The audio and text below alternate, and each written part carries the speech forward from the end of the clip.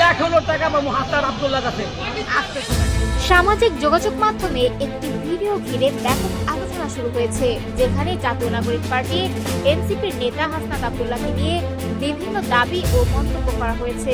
Viral হওয়া ওই ভিডিওতে এক ব্যক্তিকে বলতে শোনা যায়, তিনি দাবি করছেন হাসনাত আব্দুল্লাহর কাছে তার 800 টাকা পাওনা রয়েছে।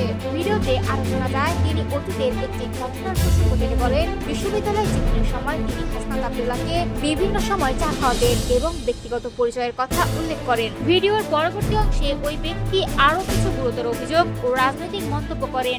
সেখানে তিনি দাবি করেন 5 আগস্টের একটি ঘটনার সময় শেখ হাসিনার বাসভবন থেকে মালামাল নেওয়ার সঙ্গে সংশ্লিষ্টতা ছিল এবং বর্তমান রাজনৈতিক অঙ্গনেও এ ধরনের ব্যক্তিরা গুরুত্বপূর্ণ অবস্থানে আছেন বলে মন্তব্য করেন। তিনি তীব্র ভাষায় সমালোচনা করে বিভিন্ন ব্যক্তিকে লক্ষ্য করে বক্তব্য দেন। তবে উল্লেখযোগ্য বিষয় হলো, ভিডিওতে উত্থাপিত এসব অভিযোগের পক্ষে কোনো ধরনের প্রমাণ উপস্থাপন করা হয়নি। একই সঙ্গে এই দাবিগুলোর সত্যতা স্বাধীনভাবে যাচাই করা সম্ভব হয়নি। এছাড়া এ বিষয়ে জাতীয় নাগরিক পার্টি এনসিপির নেতা হাসনাত আব্দুল্লাহ বা তার পক্ষ থেকে এখন পর্যন্ত কোনো আনুষ্ঠানিক প্রতিক্রিয়া পাওয়া যায়নি। সামাজিক যোগাযোগ মাধ্যমে ভিডিওটি দ্রুত ছড়িয়ে পড়লেও এর বক্তব্য ও দাবিগুলো নিয়ে বিভিন্ন ধরনের প্রশ্ন উঠছে। বিশেষজ্ঞরা বলছেন, এমন সংবেদনশীল বিষয়গুলো যাচাই বাছাই ছাড়া শেয়ার করলে বিভ্রান্তি তৈরি হতে পারে। বর্তমানে ভিডিওটি নিয়ে অনলাইন জগতে আলোচনা চললেও এই সত্যতা নিয়ে এখনো নিশ্চিত কোনো তথ্য পাওয়া যায়নি।